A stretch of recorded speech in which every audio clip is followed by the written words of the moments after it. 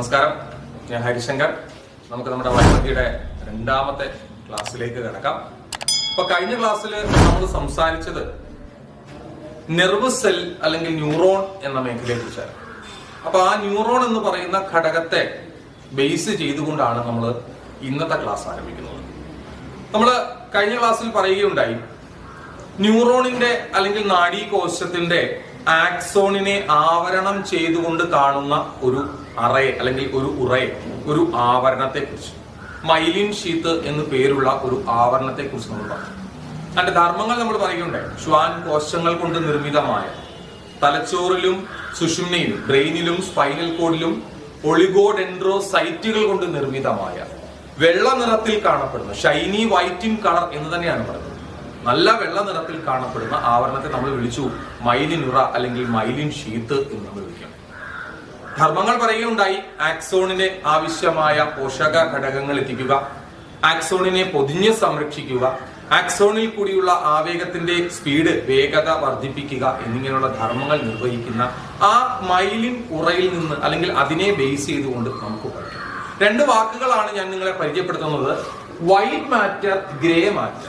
White matter, grey matter എന്നിങ്ങനെ രണ്ട് വാക്കുകൾ പരിചയപ്പെടുത്തും. അതായത് നമ്മുടെ ശരീരത്തിന്റെ ഭാഗങ്ങളിൽ എല്ലാ ന്യൂറോണുകൾക്കും മൈലിൻ ഷീത്ത് കാണപ്പെടുന്നില്ല. എന്നാൽ മൈലിൻ ഷീത്ത് കാണപ്പെടുന്ന ന്യൂറോണുകൾ ഉള്ള ഭാഗം നമ്മൾ പറയുകയുണ്ടായി, മൈലിൻ ഷീത്തിന് വെള്ള നിറമാണ് എന്ന് പറയുകയുണ്ടായി. അപ്പൊ മൈലിൻ ഷീത്ത് ധാരാളമായി കാണുള്ള അല്ലെങ്കിൽ മൈലിൻ ഷീത്ത് അടങ്ങിയിട്ടുള്ള ന്യൂറോണുകൾ ധാരാളമായി കാണപ്പെടുന്ന ആ ഭാഗം പൊതുവിൽ വെള്ള നിറത്തിലായിരിക്കും കാണപ്പെടുന്നത്. ആ ഭാഗത്തെ നമ്മൾ വിളിക്കുന്ന പേരാണ് വൈറ്റ് മാറ്റർ. എന്നാൽ മൈലിൻ ഷീറ്റ് ഇല്ലാത്ത ന്യൂറോണുകൾ ഉള്ള സ്ഥലം വെള്ള നിറത്തിൽ കാണപ്പെടുന്നില്ല, അത് ചാര നിറത്തിലായിരിക്കും കാണപ്പെടുന്നത്. ആ ഭാഗത്തെ നമ്മൾ വിളിക്കുന്ന പേരാണ് grey matter. The part where myelinated neurons are present, seen in white in color, that portion is called white matter. Non-myelinated neuron present, അതായത് മൈലിൻ ഷീറ്റ് ഇല്ലാത്ത ന്യൂറോണുകൾ കാണപ്പെടുന്ന ഭാഗം വെള്ള നിറത്തിൽ കാണപ്പെടുന്നില്ല, ആ ഭാഗത്തെ നമ്മൾ വിളിക്കുന്ന പേരാണ് ഗ്രേ മാറ്റർ. ഇതാണ് നമുക്ക് ആ മൈലിൻ ഷീത്തുമായിട്ട് നിന്ന് പറയാനുള്ളത്. വീണ്ടും പഴയ ഒരു ഭാഗത്തിൽ നിന്ന് തന്നെ തുടങ്ങേണ്ടിയിരിക്കുന്നു. ന്യൂറോണിനെ കുറിച്ച് അല്ലെങ്കിൽ നെർവ് സെല്ലിനെ കുറിച്ച് പറഞ്ഞപ്പോൾ നമ്മൾ പറഞ്ഞു, neuron is the structural and functional unit of nervous system എന്ന് നമ്മൾ പറഞ്ഞു. നെർവസ് സിസ്റ്റം, നാഡീ വ്യവസ്ഥയുടെ ഘടനാപരവും ധർമ്മപരവുമായ അടിസ്ഥാന ഘടകമാണ് ന്യൂറോൺ അല്ലെങ്കിൽ നാഡീകോശം. ഇനി എന്താണ് ഈ നാഡീ വ്യവസ്ഥയുടെ ധർമ്മം? നാഡീ വ്യവസ്ഥ അല്ലെങ്കിൽ nervous system which helps to generate impulses and coordinate responses. ഇമ്പൾസുകളെ, ഒരു വാക്ക് പുതുതായിട്ട് നമുക്ക് ലഭിക്കുകയാണ്, ഇമ്പൾസുകൾ, ആവേഗങ്ങൾ എന്ന് നമുക്ക് പറയാം.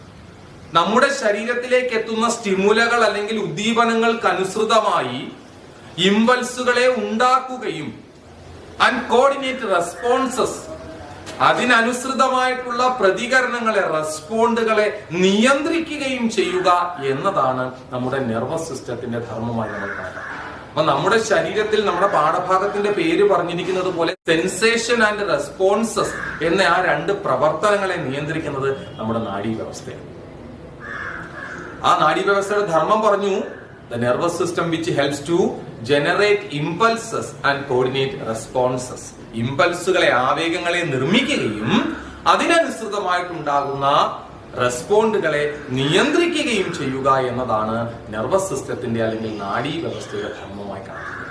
അടുത്ത നമ്മൾ പഠിക്കാൻ പോകുന്നത് ഇത് തന്നെയാണ്, generation and transmission of impulses. എങ്ങനെയാണ് ഇനി ഇമ്പൾസുകൾ ഉണ്ടാകുന്നത്, എങ്ങനെയാണത് ട്രാൻസ്മിറ്റ് ചെയ്യപ്പെടുന്നത്, മുന്നോട്ട് പോകുന്നത്, സഞ്ചരിക്കുന്നത് എന്നതിനെ കുറിച്ചാണ് നമ്മൾ പറയുന്നത്. നമ്മുടെ ന്യൂറോണിൽ കൂടിയാണ് ആവേഗങ്ങൾ, സന്ദേശങ്ങൾ പോകുന്നത് എന്ന് കഴിഞ്ഞ ക്ലാസ്സിൽ നമ്മൾ പറഞ്ഞു. എങ്ങനെയാണ് ഇനി ഉണ്ടാകുന്നത് എന്നതിനെ കുറിച്ചാണ് നമുക്ക് പറയുന്നത്. നമ്മുടെ പുസ്തകത്തിൽ ഈ പടം വളരെ വ്യക്തമായിട്ട് കിടക്കുന്നു. 4 പടങ്ങൾ നിങ്ങൾക്കിവിടെ കാണാൻ സാധിക്കും. ഇത് ഒരു ന്യൂറോണിന്റെ ഭാഗമാണ് അല്ലെങ്കിൽ ഒരു റിസപ്റ്റർ സെല്ലായിട്ട് നമുക്ക് കണക്കാക്കാം. രണ്ടും സെൽ തന്നെയാണ്, നെർവ് സെൽ അല്ലെങ്കിൽ റിസപ്റ്റർ സെൽ. 8ാം ക്ലാസ്സിൽ നമ്മൾ പഠിച്ചിട്ടുണ്ട്, നമ്മുടെ സെല്ലിന്റെ ഔട്ടർ കവറിങ്ങിനെ പ്ലാസ്മ മെംബ്രെയിൻ എന്ന് വിളിക്കും എന്ന് നമ്മൾ പറഞ്ഞിട്ടുണ്ട്. നമ്മുടെ ഈ ന്യൂറോണിന്റെ പ്ലാസ്മ മെംബ്രെയിന് ഇരുവശങ്ങളിലും, പുറത്തും അകത്തും, due to the distribution of ions, അയോണുകൾ ഡിസ്ട്രിബ്യൂട്ട് ചെയ്തിരിക്കുന്നു, അയോണുകളെ വിന്യസിച്ചിട്ടുണ്ട്. ആ അയോണുകളുടെ വിന്യാസത്തിന്റെ ഫലമായിട്ട് ഇതിന്റെ പ്ലാസ്മ മെംബ്രെയിന് പുറത്ത് എപ്പോഴും പോസിറ്റീവ് ചാർജും അകത്ത് എപ്പോഴും നെഗറ്റീവ് ചാർജുമായിരിക്കും. സാധാരണ രീതിയിൽ യാതൊരുവിധ ഉദ്ദീപനങ്ങളോ സ്റ്റിമുലകളോ എത്താത്ത സമയത്ത്, ലഭിക്കാത്ത സമയത്ത് ഈ പ്ലാസ്മ മെംബ്രെയിന്റെ ഇരുവശങ്ങളിൽ പുറത്ത് എപ്പോഴും പോസിറ്റീവ് ചാർജും അകത്ത് എപ്പോഴും നെഗറ്റീവ് ചാർജും.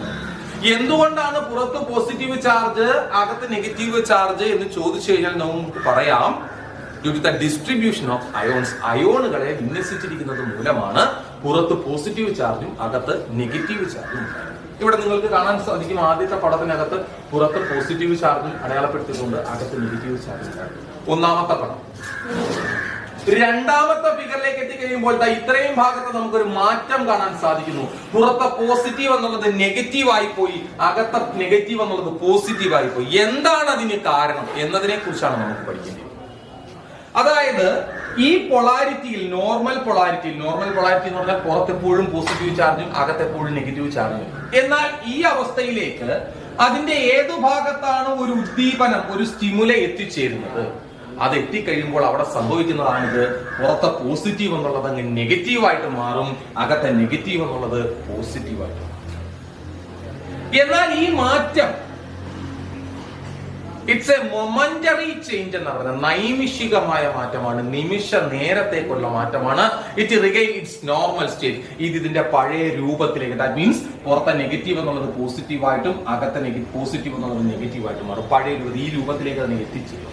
അപ്പൊ ഇവിടെ ഈ ചാർജ് വ്യതിയാനം ഉണ്ടായി എന്ന് പറഞ്ഞു കഴിഞ്ഞാൽ അവിടെയാണ് നമുക്ക് പറയേണ്ടത് that is the generation of impulses. അവിടെ എന്ത് ജനറേറ്റ് ചെയ്തു? ഇമ്പൾസുകൾ ജനറേറ്റ് ചെയ്തു, ആവേഗങ്ങൾ രൂപം കൊണ്ടു. അപ്പൊ നമുക്ക് രണ്ട് കാര്യങ്ങളാണ് ഇവിടെ പഠിക്കേണ്ടത്, generation and transmission of impulses. ആദ്യം നമ്മൾ ജനറേഷനെ കുറിച്ച് പറഞ്ഞു, ഇതാണ്ട് ഇവിടെ ഇമ്പൾസ് ജനറേറ്റ് ചെയ്തു, ആവേഗം ജനറേറ്റ് ചെയ്തു. ഇനി ഇതെങ്ങനെ മുന്നോട്ട് സഞ്ചരിക്കുന്നു എന്നതിനെ കുറിച്ച് നമുക്ക്.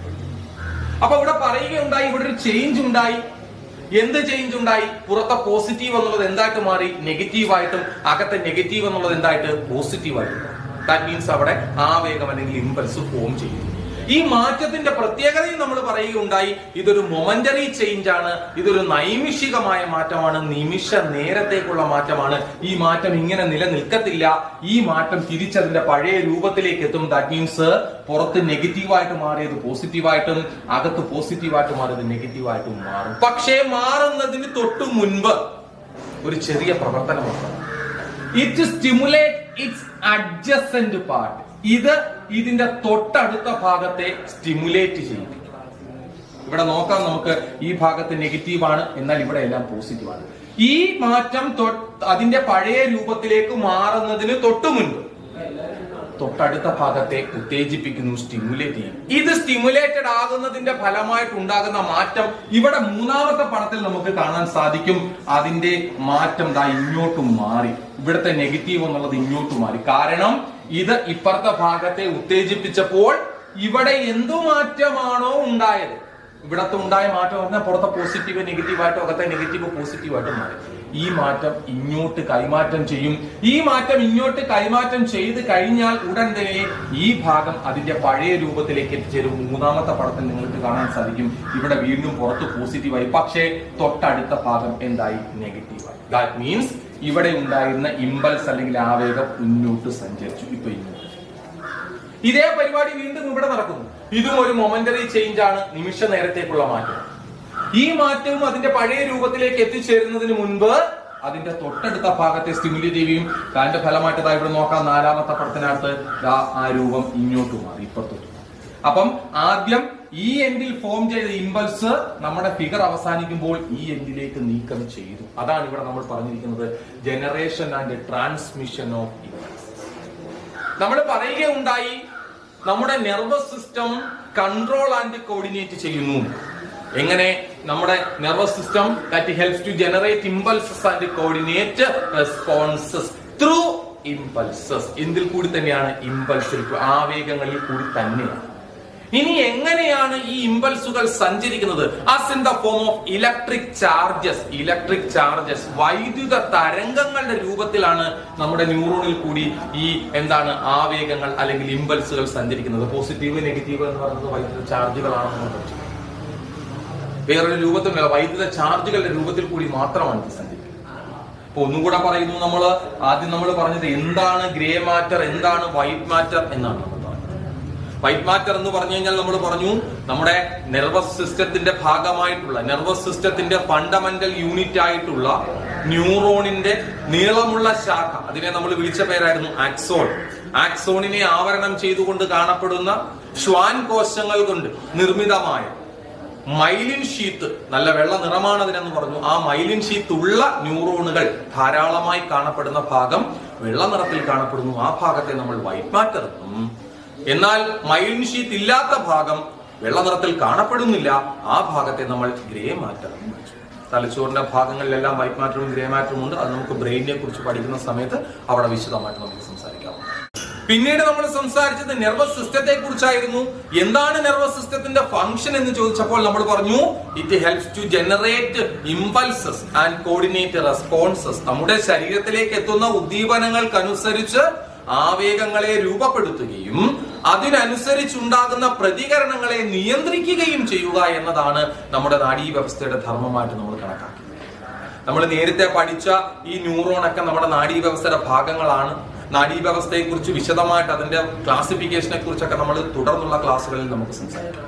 അടുത്തതായി നമ്മൾ സംസാരിച്ചത് ഇമ്പൾസുകളെ കുറിച്ചാണ്. എന്താണ് impulse? Impulses are the messages that transported through neuron. ന്യൂറോണിൽ കൂടി സഞ്ചരിക്കുന്ന സന്ദേശങ്ങൾ, അവരെ നമ്മൾ വിളിക്കുന്ന പേരാണ് എന്ത്? ഇമ്പൾസുകൾ, ആവേഗങ്ങൾ എന്ന് പറയുന്നത്. എങ്ങനെയാണ് ഇനി ആവേഗങ്ങൾ ഉണ്ടാകുന്നത് എന്നതിനെ കുറിച്ച് നമ്മൾ സംസാരിക്കുന്നു. അവിടെയാണ് അടുത്ത ടോപ്പിക് നമുക്ക് പഠിക്കേണ്ടി വരുന്നത്, generation and transmission of impulses. രണ്ട് കാര്യങ്ങളാണ് നമുക്ക് അറിയേണ്ടത്. ജനറേഷൻ, ഉണ്ടാകുന്നു, ട്രാൻസ്മിഷൻ, സഞ്ചരിക്കുന്നു. എന്ത്? ഇമ്പൾസുകൾ. എങ്ങനെയാണ് ഇമ്പൾസുകൾ ഉണ്ടാകുന്നത്, എങ്ങനെയാണ് അത് മുന്നോട്ട് സഞ്ചരിക്കുന്നത് എന്നതിനെ കുറിച്ച് നമുക്ക് പഠിക്കും. അങ്ങനെ പഠിക്കാൻ വേണ്ടി നമ്മൾ 4 ഫിഗറുകൾ നമ്മളിവിടെ വരയ്ക്കുകയുണ്ടായി. നമ്മുടെ ന്യൂറോണിന്റെ ഭാഗങ്ങളായിട്ട് നമുക്ക് കണക്കാക്കാം. ഒരു സെല്ലിന്റെ ഭാഗമാണ്, നെർവസ് സെല്ലിന്റെ ഭാഗമാണ്. അതുകൊണ്ട് തന്നെ അതിൽ പ്ലാസ്മ മെംബ്രെയിൻ ഉണ്ട്. ഇവിടെ പറഞ്ഞിരിക്കുന്നത് ഈ പ്ലാസ്മ മെംബ്രെയിനിന്റെ ഇരുവശങ്ങളിലും, ഔട്ടർ പാർട്ടിലും ഇന്നർ പാർട്ടിലും അയോണുകളെ വിന്യസിച്ചിട്ടുണ്ട്. ഡിസ്ട്രിബ്യൂഷൻ ഓഫ് അയോൺസ്, അതിന്റെ ഫലമായിട്ട് പുറത്ത് എപ്പോഴും പോസിറ്റീവ് ചാർജും അകത്തെപ്പോഴും നെഗറ്റീവ് ചാർജും.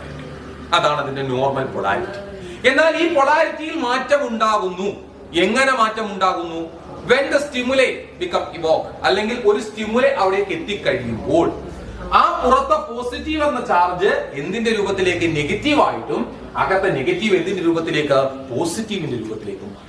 അപ്പം അവിടെ ചാർജിന്റെ വ്യതിയാനം, ചാർജിന്റെ വിന്യാസത്തിൽ, ഡിസ്ട്രിബ്യൂഷനിൽ വ്യതിയാനം ഉണ്ടായി. യഥാർത്ഥത്തിൽ പുറത്ത് പോസിറ്റീവ് ചാർജ് ആയിരുന്നു വരേണ്ടിയിരുന്നത്, പക്ഷേ ഇവിടുത്തെ പോസിറ്റീവ് ചാർജ് നെഗറ്റീവ് ആയിട്ടും അകത്തെ നെഗറ്റീവ് എന്തായിട്ട് മാറി? Positive. That means that impulses are generated. ആവേഗം അവിടെ ഉണ്ടായി. അടുത്ത രണ്ടാമത്തെ ടേമാണ് ട്രാൻസ്മിഷൻ. ഇത് മുന്നോട്ട് സഞ്ചരിക്കണം, അത് പറയും. അപ്പൊ നമുക്ക് ഈ മാറ്റത്തെ കുറിച്ച് സംസാരിക്കണം. ഈ മാറ്റത്തിന്റെ പ്രത്യേകത പറഞ്ഞു, ഇറ്റ്സ് എ മൊമെന്ററി ചേഞ്ച്. ഇതൊരു നിമിഷ നേരത്തേക്കുള്ള നൈമിഷികമായ മാറ്റമാണ്.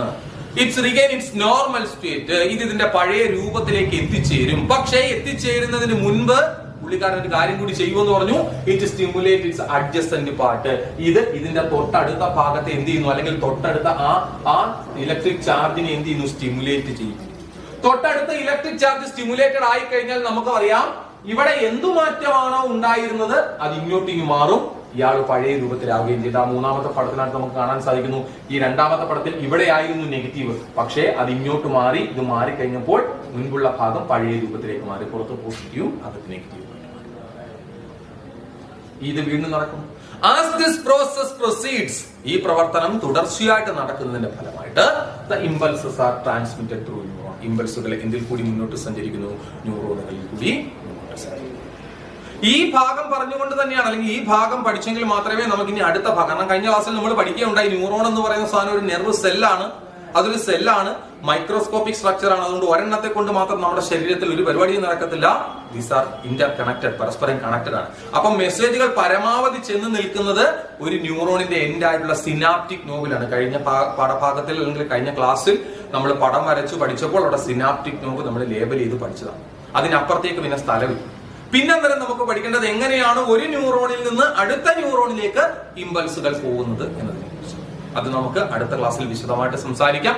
ഇത്രയും കാര്യങ്ങളാണ് ഇന്ന് നമ്മൾ പറയുന്നത്. ഇത് വളരെ പ്രാധാന്യമുള്ള ഒരു ഭാഗം തന്നെയാണ്.